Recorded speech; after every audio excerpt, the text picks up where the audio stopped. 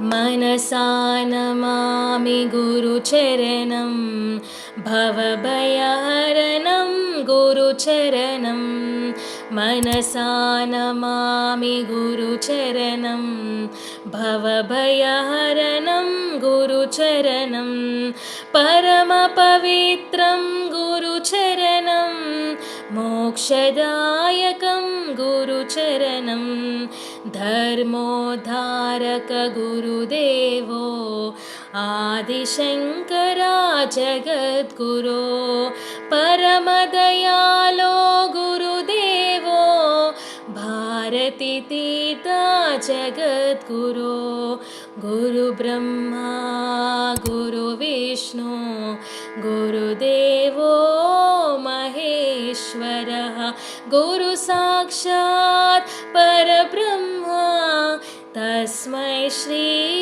गुरवे नमः तस्मै श्री गुरवे नमः। ఈ చిన్న గురుస్మరణను మీకు సమర్పిస్తున్నాను. సద్గురువారి ఆశీస్సులు మీ అందరిపై ఎల్లప్పుడూ ఉండాలని కోరుకుంటూ మీ అందరికీ గురు పౌర్ణిమ శుభాకాంక్షలు.